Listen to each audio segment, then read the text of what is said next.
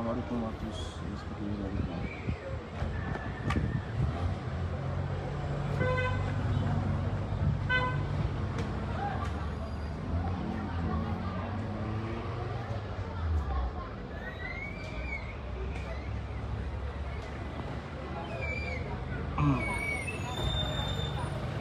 Salam alaikum, bonjour à tous, j'espère que vous allez bien. Je suis Ismaël Aka pour vous servir, vous l'avez reconnu. J'espère que ça va chez vous. Bonjour à tous, Momo Silla, merci. Bonjour à tous et à toutes, j'espère que vous allez bien. J'espère que ce vendredi s'est bien passé. J'espère que nous avons bien profité tous ensemble des rappels dans notre différentes mosquées, Inch'Allah. Veuillez vous connecter, j'ai 2-3 petites choses à vous raconter rapidement, si vous me permettez. Alhamdulillah, Rabbil Alamin, nous vous suivons depuis le Burkina Faso. Dieu vous protège. Amin ya Rabbi. Amin, amin. Merci beaucoup à la grande famille depuis le Burkina Faso.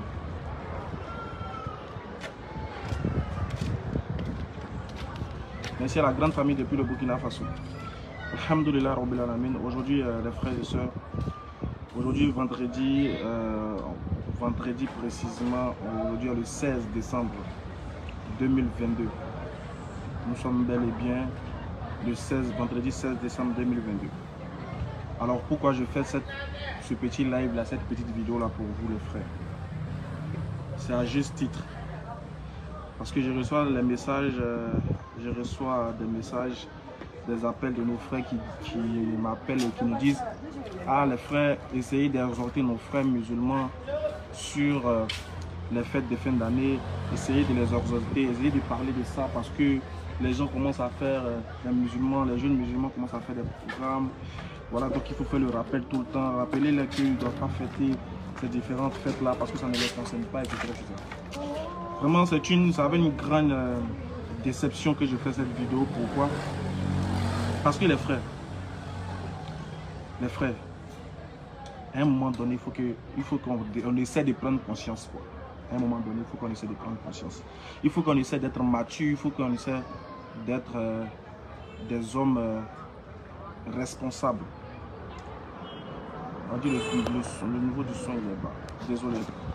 Il faut qu'on essaie un peu d'être responsable, les frères. Pourquoi je le dis? Chaque fois que les fêtes de fin d'année arrivent, c'est les musulmans qui font des rappels aux gens, c'est des musulmans qui font des rappels pour dire aux musulmans de ne pas aller fêter les fêtes du 31, de décembre, etc., etc. Mais vous n'allez jamais voir, j'ai dit bien, vous n'allez jamais voir un non musulman. Vous n'allez jamais voir un non musulman pendant la fête de Tabaski ou de Ramadan. Vous n'allez jamais voir les non musulmans en train de faire des exhortations aux gens pour dire de ne pas fêter le Ramadan, pour dire de ne pas fêter la Tabaski. Vous n'allez jamais voir les chrétiens par exemple, ou bien les juifs, en train d'exhorter leurs confrères, ou bien les frères en religion, à ne pas participer aux différentes fêtes, on va dire, islamiques ou musulmanes. Pourquoi? Parce que c'est quelque chose qu'ils n'ont pas besoin qu'on leur rappelle. Ils savent que ce n'est pas les fêtes, donc ils ne le fêtent pas. Mais pourquoi nous les musulmans? Pourquoi chaque fois que les fêtes de fin d'année arrivent, c'est nous les musulmans qui devons chaque fois faire des vidéos pour interpeller nos frères, pour leur dire: ne fêtez pas ces fêtes-là parce qu'elles ne sont pas des fêtes islamiques, parce qu'elles contredisent l'unicité d'Allah, parce que c'est des fêtes qui contredisent les valeurs même de votre religion. Est-ce que pourquoi chaque fois c'est nous les musulmans qui devons faire ce rappel-là à nos frères musulmans? Par contre les autres, quand nos fêtes arrivent, ils ne font pas ce rappel-là. Pourquoi? C'est la question que je me pose. Pourquoi chaque fois c'est nous? C'est parce qu'on ne prend pas au sérieux notre religion. On est attaché à la vie de ce bas. On aime Dunia. On veut boire les bières, on veut chauffer, on veut s'amuser aussi. C'est-à-dire, on est dans l'islam, mais notre cœur est penché ailleurs. On est dans l'islam, mais nos envies là sont ailleurs. On veut s'amuser, on veut faire ce qu'on veut. Comme Allah dit dans le Coran, l'homme veut vivre en liberté. On veut vivre en liberté, on veut faire ce qu'on veut. On ne veut pas que les gens nous dictent. On ne veut pas on ne veut pas être dicté par la loi de Dieu. On ne veut pas être dicté par les ordonnances d'Allah. Nous aussi, on veut se mettre dans le bain. Les frères, ceux qui sont en Afrique ici savent de quoi je parle. Les fêtes de fin d'année approchent. Les premiers à charger cette fête-là, les premiers, c'est-à-dire les premiers qui vont même donner de la valeur à cette fête-là, qui vont mettre de l'ambiance même là, c'est les jeunes musulmans. Triste de constater ça. C'est triste. Ça fait mal, les frères. Ça fait mal. On dit qu'on est dans la meilleure des religions. On tape la poitrine toujours. Nous, notre religion est la meilleure. On est dans la meilleure des foi. On adore le véritable Dieu. Mais chaque fois, c'est nous, dans le domaine de la société, qui sommes des gens qui sont faciles à critiquer. Chaque fois, c'est nous dans la société. Quand on regarde nos comportements de la société, cela ne détermine même pas un peu sur ce que nous disons de notre religion. Donc il est important pour nous de prendre conscience parce que c'est triste, les frères. C'est triste. Chaque fois, c'est nous. Chaque fois, c'est à nous de venir rappeler aux gens que ça là, c'est pas pour toi. Ça là, c'est pas pour toi. Non, 24, c'est pas pour toi. 31, c'est pas pour toi. Pourquoi ça, c'est nous, on doit faire ça chaque fois? À quel moment nous aussi on décide de prendre conscience? À quel moment? Aujourd'hui, on tape la poitrine qu'on est fier d'être musulman. L'islam aujourd'hui, l'islam demain, l'islam après-demain, on est fier. Mais lorsque les gens nous disent, oui, vous dites que vous êtes dans la vérité, dans les débats interreligieux, là, vous avez battu, vous avez mis tout le monde d'accord. Mais quand on regarde les comportements de vos partisans, quand on regarde les comportements de vos frères, là, vraiment, on se pose la question. Parce qu'ici, en Côte d'Ivoire, quand on va aller vérifier dans les prisons, la majeure partie des prisonniers, je dis bien la majeure partie des prisonniers, là, sont des gens à connotation, qui ont des noms à connotation musulmans. C'est les Aboubakar, c'est les Moussa, c'est les Ibrahim, c'est les Mustapha, c'est les Suleiman, c'est les Suleiman, c'est les Muhammad qui sont en prison. Donc on constate que selon les statistiques, la forte communauté qui se trouve ici à la maison d'arrêt de correction d'Abidjan ici sont les jeunes musulmans. La majorité sont les musulmans. Mais les gens nous disent, mais pourquoi vous dites que vous êtes dans la meilleure? Comment se fait-il que vous qui êtes dans la meilleure des religions, comme vous le prétendez là? Comment se fait-il que vous là, vos frères là, chaque en prison là, ceux qui sont remplis là-bas? Quand on parle du grand banditisme dans les rues là, c'est vous. C'est vos frères, c'est vos jeunes frères. Quand on parle de la prostitution ici, là, quand on parle des porclés, excusez-moi pour le mot, des porclés ici, la grande majorité, la grande partie, les ferventes pratiquantes de ça sont des filles à connotation, qui ont des noms à connotation islamique. C'est les Bintou, c'est les Zeynab, c'est les Khadija, c'est les Soumeïla, c'est les Zeynab. Pourquoi? Les frères, pourquoi? À quel moment on va décider, nous, jeunes musulmans, de prendre conscience et de prôner les vraies valeurs de notre religion? À quel moment? Pourquoi c'est nous qui sommes faciles comme ça à indexer? C'est-à-dire, aujourd'hui, quand il y a plus, c'est-à-dire dans le niveau du débat, là, les débats intellectuels, là, les débats interreligieux, les débats de la vérité, là, l'islam est indomptable, inattaquable. Tout le monde est d'accord. On a mis tout le monde sur les pas. Mais quand il s'agit du comportement, quand il s'agit maintenant de la pratique, quand il s'agit maintenant de manifester ce pourquoi on a lutté, vraiment c'est triste. Le constat il est vraiment triste. Le constat il est triste. Et chaque jour, nos imams font des rappels, sont obligés de faire des rappels. Chaque jour, nos ustads sont obligés de faire des rappels. Pour dire, est-ce qu'aujourd'hui, 2022, c'est normal de dire à un jeune musulman, il ne faut pas aller fêter 24? Est-ce que c'est normal, mon frère? Est-ce que c'est normal? Est-ce qu'on doit le dire? Est-ce que ça doit être un sujet même? Est-ce que ça doit, je veux dire, est-ce que ça doit être un sujet de rappel? Non.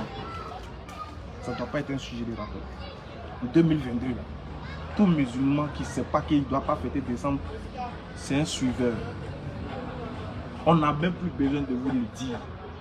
Ça doit rester... On doit être maître de notre... C'est-à-dire qu'on doit connaître notre religion. Donc, il y a des choses qu'on ne doit pas nous informer. On ne doit pas faire le rappel dessus. On ne doit pas faire le rappel dessus. On ne doit même pas nous dire que 24 décembre ne sont pas des fêtes islamiques. Est-ce qu'on a besoin de nous dire? Quand on regarde dans notre religion, là, il y a quelle fête qui dépasse notre fête? Quelles sont les... On ne met pas en valeur nous-mêmes les fêtes de notre religion. On ne met pas en valeur nous-mêmes les propres fêtes qu'Allah nous a inculquées. Chose qui est bon pour nous, c'est que nous, nos fêtes là, c'est Dieu qui nous a ordonné ça. Pendant que toi, Rama Tabaski, tu égorges un mouton que tu payes à 200 000, 300 000, 400 000, 500 000 et que tu fêtes cette fête là dans la sainteté. Toi, tu préfères laisser ça. Aller fêter une fête où tu vas acheter un poulet et puis une fête dans laquelle on déshonore l'homme, on déshonore la femme, ou une fête dans laquelle il n'y a pas la crainte de Dieu. La dépravation monte à effervescence. La dépravation dégringole. Ce jour-là, les filles, la majeure partie des filles perdent leur virginité. La majeure partie des hommes commencent à connaître les choses. L'alcool coule à gogo, les femmes, ça part dans tous les sens. Les voleurs, les braqueurs, tout le monde est mélangé. Ça comment là? Non, ça va. Tout le monde est mélangé. C'est ça là, c'est à cela qu'on donne de la valeur. Comment le musulman peut économiser? Il y a des gens qui ont économisé 200 000, 300 000, 400 000 pour aller dans les landes des mèches pour faire humain. Et d'autres ont commencé à économiser pour juste une seule journée. 24 décembre ou bien 25 décembre ou bien 31 décembre. Ici à Abidjan, il y a un nouveau langage qui dit les week-ends on ne donne pas conseil. Le conseil est passé le mardi. Ceux qui sont à Abidjan savent de quoi ils parlent. Ça veut dire, quand le week-end arrive là, c'est chaud, on n'a pas oreille. Quand il est demain, il dit il y a caillou dans mon oreille. Il y a caillou dans mon oreille. C'est-à-dire il n'entend pas. Nous-mêmes les humains, on se donne le droit de choisir les jours dans la semaine pour ne pas écouter les conseils. Il y a caillou dans ton oreille, non? Il y a caillou dans ton oreille. Week-end, on ne donne pas conseil, non? Pour les conseils, on n'a qu'à passer le mardi. Maintenant oui. Week-end, on ne donne pas conseil, hein, puis tu es mort. Tu es allé fêter le week-end, tu es dans le week-end, tu es en train de boire, tu es en train de chauffer, et puis tu es mort. Hein? Oui, tu es mort, oui. Oui, tu as dit quoi à Dieu? Hein? Oui. On ne donne pas conseil, non? Oui, et puis tu es mort. Oui. Oui, tu fais comment? Tu dis quoi à Dieu maintenant? Oui. Non, j'étais parti chauffer, et puis bon, je suis mort. Oui, on ne donne pas conseil. Quand toi tu bouges ton oreille le week-end pour ne pas entendre conseil, là, il arrivera un jour où tes oreilles vont chercher à entendre la parole de Dieu, mais ça ne va pas gagner. Tes oreilles vont chercher à entendre conseil, il n'y aura personne pour te conseiller. Le week-end, on ne donne pas conseil. Les musulmans aussi sont des gens aussi. Le week-end, on ne donne pas conseil. Les conseils passent les mardis. Ah bon? Il n'y a pas de souci. Ça nous donne la bonne compréhension. Moi, je tenais à préciser ici à nos frères musulmans. Non, ceci ne nous concerne pas. Cette vie-là est une vie éphémère. Je vais vous lire un passage du Coran sur lequel on va tous méditer ensemble. Et vous allez voir qu'on accorde plus d'importance à ce qui est éphémère qu'à ce qui est éternel. C'est vrai, quand on est jeune, souvent, il y a les sentiments de jeune qui nous habitent. On ne peut pas faire autrement. C'est difficile de lutter contre ses désirs et ses passions. C'est vrai, ça fait mal. Souvent, ce n'est pas facile de se retenir. Nous tous, on veut s'amuser. Il n'y a pas quelqu'un qui a dit que lui ne veut pas s'amuser. Tout le monde aime les bonnes choses. Il n'y a pas quelqu'un qui a dit qu'il n'aime pas les bonnes choses. Mais les frères, il faut savoir faire la part des choses. S'il doit commettre un péché, et par ce péché-là, cela va se répercuter sur ma religion, alors autant faire attention. Si mes désirs, mes passions, si mes envies vont entacher ma religion, vont entacher tout le combat que les gens sont en train de faire, tout le combat que je fais pour ma religion, alors il va falloir qu'on fasse attention. Les frères, nous les musulmans, il n'y a pas de cailloux dans nos oreilles. Nous les musulmans, chaque jour que Dieu fait, on a envie d'écouter, on a besoin d'écouter le rappel. Nous les musulmans, le week-end là, ce n'est pas un moment pour qu'on n'entende pas de conspirations. Chez nous là, chaque jour est un moment propice pour méditer. Parce que chaque jour qui arrive est une vie en moins. Nous partons vers la mort, nous sommes en marche pour la mort. Donc moi je ne peux pas me permettre, nous les musulmans, on ne doit pas se permettre de dire que le week-end on ne donne pas conseil, il y a caillou dans nos oreilles. Non. Nous les musulmans, on ne doit pas se permettre de nous retrouver parmi des gens pendant les fêtes de fin d'année en train de boire, de consommer l'alcool, en train de forniquer, en train de faire des choses qui sont interdites en islam. Nous, on n'a pas ce droit-là. On n'a pas ce droit. Ils peuvent raconter ce qu'ils veulent. Ils peuvent dire, ah, vous êtes trop complexés, vous êtes trop ceci, non, votre religion est trop difficile. Ça n'engage que eux. Mais ce que Dieu nous interdit, c'est pour notre propre bien.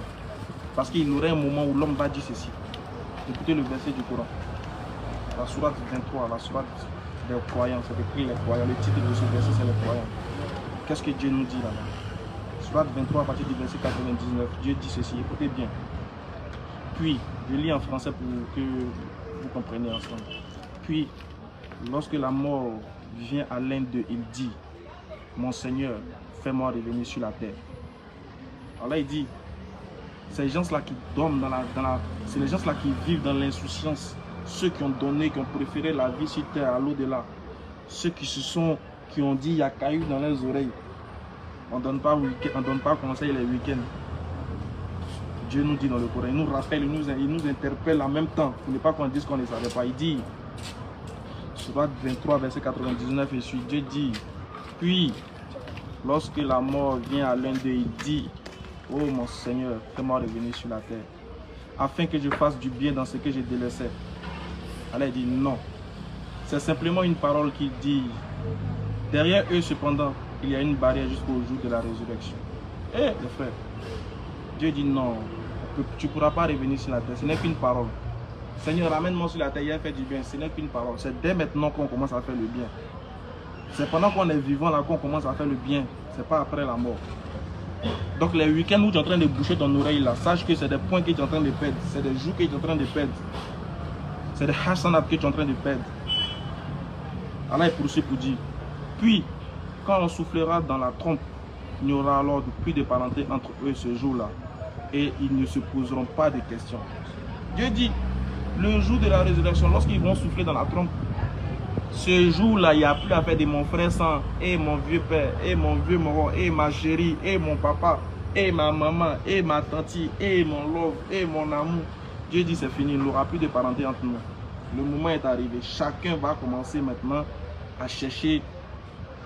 Chacun maintenant va chercher ce qu'il a fait de bien maintenant. Allah dit, ceux dont la balance est lourde seront les bienheureux.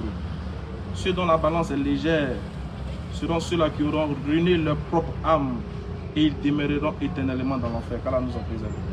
Dieu dit, ce jour-là, celui dont la balance, celui que Dieu va faire grâce, que sa balance sera lourde, il sera bienheureux. Celui dont sa balance sera faible, en tout cas, il sera dans l'enfer. Mais qu'est-ce qui va le trouver dans l'enfer? Écoutez bien la suite du verset, le verset 104. Allah dit, le feu brûlera les visages et ils auront des lèvres crispées. Ya Allah, qu'Allah nous en préserve. Mes versets ne vous ont-ils pas été récités et vous les avez alors traités de mensonges? Allah dit, on vous a cité les versets d'Allah. On vous a cité les versets, vous avez dit que c'était un mensonge. On vous a parlé, vous étiez en train de dire que c'est faux. Vous n'avez pas écouté, vous n'avez pas cru à ce que nous disons. Vous avez traité les versets d'Allah de mensonges. Allah dit ceci. Ils dirent, Seigneur, notre malheur nous a vaincus et nous étions des gens égarés. Seigneur, fais-en nous sortir. Et si nous récidivons, nous serons alors des injustes. Il dit cette âme-là, les gens qui seront dans l'enfer là seront en train de dire Seigneur, fais nous faire ressortir. Voilà, tu as raison, on va faire du bien. Voilà, si tu nous fais sortir là, on va plus boucher nos oreilles les week-ends. Voilà, si tu nous fais sortir, on ne va plus se mettre dans les péchés. Voilà, si tu nous fais sortir, on ne va plus se mélanger aux égarés et aux égareurs. Voilà, si tu nous fais sortir, on ne va plus souffrir le couf. On ne va pas se mélanger au koufar et on ne va pas célébrer des choses qui contredisent les valeurs même de l'unicité, le tawhid d'Allah. À la fin nous sortir. Mais qu'est-ce qu'Allah dit? Il dit, soyez refoulés et humiliés et ne me parlez plus. Allahu Akbar. Imagine Allah dit ne me parle plus. Frère, imagine Allah, ton créateur, il dit ne me parle plus. Il y a des gens même sur la terre, imagine même ta maman te dit et toi là ne me parle plus. Regarde comment ça fait mal. Ton père qui t'a mis au monde, imagine, te dit un jour, toi ne me parle plus. Ta meilleure amie, imagine, elle te dit ne me parle plus. Comment ça fait mal. Ton amour, la personne que tu aimes, imagine, la personne te dit ne me parle plus. Regarde comment ça fait mal. Mais à plus forte raison, le créateur des cieux et de la terre te dit ne me parle plus. Et ne me parle plus. Ne me parle plus. Allah nous pardonne. Mais Allah il continue pour dire, il y eut un groupe de mes serviteurs qui dit, Seigneur, nous croyons, pardonne-nous et fais-nous miséricorde, car tu es le meilleur des miséricordieux. Mais vous les avez pris en raillerie jusqu'à ce que vous oubliez de m'invoquer et vous riez d'eux. Dieu dit, il y a des gens qui sont venus vous prêcher la parole. Des gens qui ont dit, ah Allah, tu es le tout miséricordieux. Nous on sait, nous on a reconnu, nous on sait que tu es le vrai. Nous, on a envie de faire aussi. On a envie de faire tout ce qui est bon. On a envie de se plonger aussi dans le haram. Mais on a la peur, on a la crainte. On ne sait pas. Tu peux prendre notre âme à tout moment. Donc nous, on a décidé de se retenir et de prêcher aux autres aussi pour qu'ils comprennent. Ce n'est pas parce qu'on est parfait qu'on leur parle. C'est parce que nous tous, on sent qu'on est pécheurs. On se connaît. On sait qu'on n'est pas digne de pouvoir proférer une seule parole. Mais par ta grâce, par ta miséricorde, tu as voulu que nous soyons là pour parler à nos frères. Et Dieu dit, ces gens ont commencé à se moquer. Ceux à qui on fait le rappel, ils se moquent. Allah dit ceci, au verset 111. Vraiment, je les ai récompensés pour ce qu'ils ont enduré. Et ce sont eux les triomphants. Allah dit, il dira, combien d'années êtes-vous restés sur la terre? Dieu dit, va interroger ces gens-là. Il va nous demander combien de temps on est resté sur la terre. Ils diront, nous y avons demeuré un jour, une partie d'un jour. Interroge donc ceux qui comptent. Il dira, vous n'y avez demeuré que peu de temps, si seulement vous le savez. Allah dit au verset 115, pensez-vous que nous vous avons créé sans but et vous ne serez pas ramenés vers nous? Et que soit exalté Allah, le vrai souverain, pas de divinité en dehors de lui, le Seigneur du trône sublime. Et quiconque invoque avec Allah d'autres divinités sans avoir la preuve évidente de son existence aura à rendre compte à son Seigneur. En vérité, les mécréants ne réussiront pas. Et dit, Seigneur, pardonne-moi, fais-moi miséricorde, c'est toi le meilleur des miséricordieux. Allahu Akbar. Allahu Akbar. Mes frères, Allah nous donne la bonne compréhension.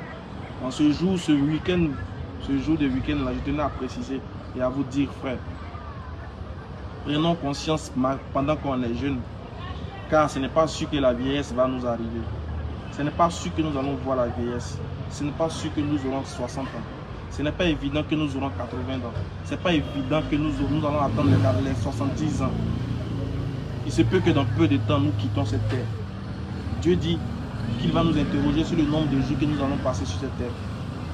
On aura l'impression d'avoir passé une journée ou une partie d'une journée. Dieu dit qu'on ne vit sur terre que peu de temps. D'ailleurs, 1000 ans de ce que nous comptons ici est un jour auprès d'Allah. Parmi nous, combien de personnes vont vivre 1000 ans? Combien de personnes sont appelées à vivre là? Donc les frères, c'est dès maintenant qu'il faut prendre conscience. La conscience n'a pas d'âge. La conscience, la maturité, la sagesse n'a pas besoin du nombre d'années. Les frères, si tu penses que c'est quand tu auras 50 ans que tu vas bien pratiquer ta religion, alors laisse-moi te dire que rien ne prouve que tu auras 50 ans. Rien ne prouve que tu auras 40 ans. Et rien ne prouve que tu auras 60 ans. Et si tu as, même si Dieu veut te donner aussi 60 ans ou 100 ans, à un moment, tu ne vas servir à rien sur cette terre. Alors c'est dès maintenant qu'il faut prendre conscience. C'est dès maintenant qu'il faut choisir d'être hiérarque. C'est dès maintenant qu'il faut choisir d'être parmi les meilleurs. Parce que la vie sur terre ne dure que peu de temps. La vie ne tient qu'à un bout de fil. Mieux vaut profiter de ce petit temps qui te reste à faire les bonnes choses que de vouloir rivaliser, de vouloir rentrer, de vouloir raisonner, que de vouloir vivre en liberté sur cette terre. Sachez et savons que il va arriver un moment donné où tout ce que nous sommes en train de faire sera conjugué au passé. Et il y aura un moment où on aura l'impression qu'on n'avait même pas existé sur cette terre. En 2050, en 2060, Ismaël Akao, Oustaz Diané, DDR, toi, moi, c'est fini, on ne parlera plus de nous. Soit c'est dès maintenant on essaie de prendre conscience, c'est dès maintenant on essaie de devenir mature, parce que les gens veulent nous amener à croire que l'immaturité est la meilleure des choses aujourd'hui. Aujourd'hui, c'est dénuder sur les réseaux sociaux, faire des choses immatures. Les gens veulent nous faire croire que c'est ça qui est la meilleure. Prenons conscience les frères. Prenons conscience. Je vous parle à vous ainsi qu'à mes propres oreilles, ainsi qu'à moi-même. Prenons conscience. C'est dès maintenant qu'il faut se ressaisir. Tous les jours, on n'aura pas des gens pour vous faire le rappel tous les jours. Ceux-là même qui vous font le rappel aussi ont besoin d'être rappelés aussi eux-mêmes. Alors, soit tu décides d'être meilleur aujourd'hui, ou soit tu décides de tenter Dieu. Comme tu sais que ce n'est pas toi qui augmente tes jours, et ce n'est pas toi qui mettras fin à tes jours, et que tu ne sais pas où et quand tu mourras. Dès maintenant, chers frères et sœurs, conscience, restons concentrés. Le diable veut nous distraire. Il veut nous faire croire que ça ne fait rien de fêter décembre, ça ne fait rien de boire, de forniquer, de mentir, de faire du mal à autrui. Le diable veut nous faire croire que c'est bien. Le diable a enjolivé les mauvaises actions. De sorte qu'on pense qu'on a le temps de se repentir. On fait les mauvaises actions, puis après on va se repentir. Prenons conscience, les frères. Prenons conscience. Ayons la crainte de Dieu. Vu qu'on ne connaît pas le jour où on ira, alors c'est le moment de prendre conscience. Alors les frères, on ne va pas tout le temps vous faire le rappel sur les fêtes.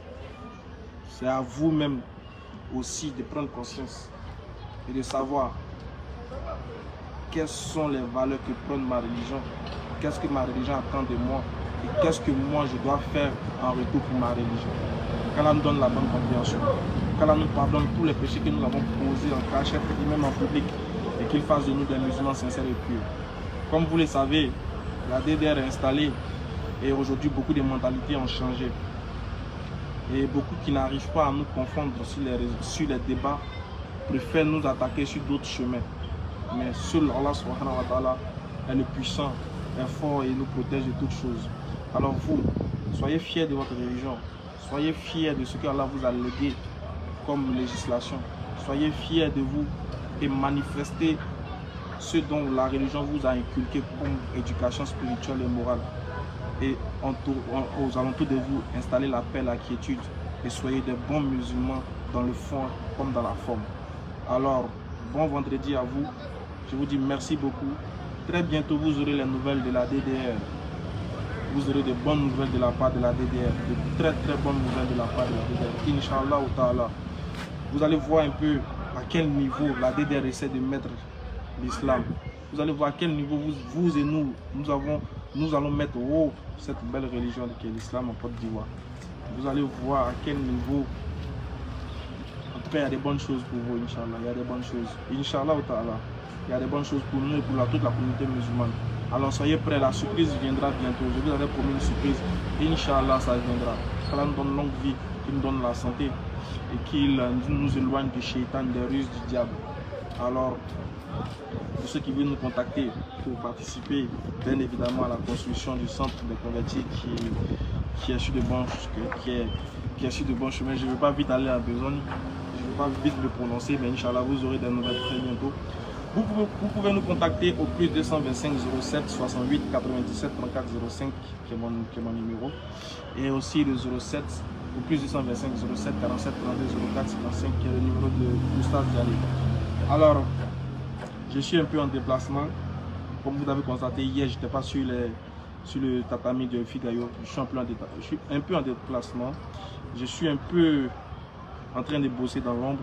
On reviendra très fort, Inch'Allah, par la grâce d'Allah. Alors, restez concentrés. Restez concentrés, les frères. Que personne ne vienne vous distraire. Restons concentrés.